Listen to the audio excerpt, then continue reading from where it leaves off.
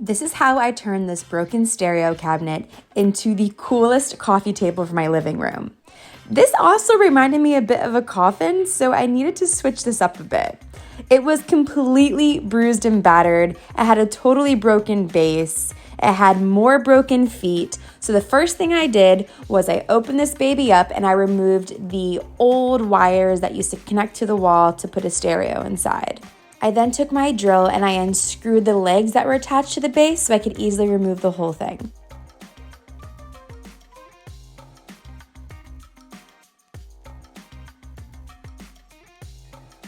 Next, I measured the hole in the back and then I got out a spare piece of particle board and I cut it down and popped it in the hole so that would be covered up.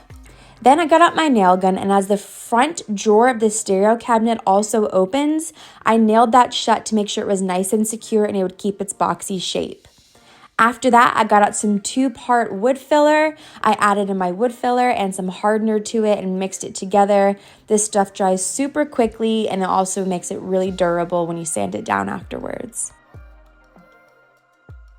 Now, as much as I wanted to keep this leather top, it was seriously worse for wear. It was completely scratched and damaged. There was some leather missing. It was some mold hidden there. It just had to come off.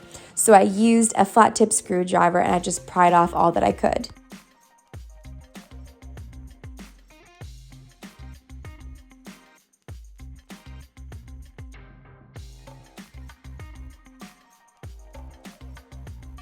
Then I took my sander and sanded the whole piece down smooth. This took a few hours, but was well worth it. After that, I grabbed some Boss. This is an amazing primer for these dark mahogany pieces. This is a stain blocking primer, so it makes sure it keeps the red undertones at bay when you paint on top of it.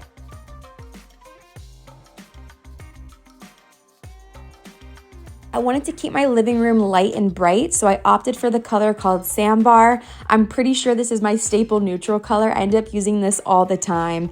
It's just the perfect taupe mushroom, has light undertones of beige. It's just all around great. As you can see, I didn't remove the hardware. That's because when I looked at it, the screws were already really stripped and I didn't want to remove them and not be able to get the screws back in, as I wanted to keep all this original hardware. So I just did my absolute best to paint around it and keep everything in place. Next, I went to the hardware store and I got some pine 2x2s. This is the wood that I always opt for whenever I want to cut and make my own feet. I used my miter saw, cut them down at 5 inches and at slanted angles, and I sanded them down and attached them to the bottom of the coffee table using some double-ended screws and a base plate.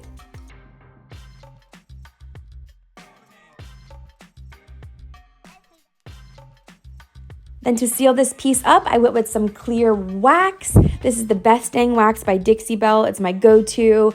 It dries really clear and it's super durable.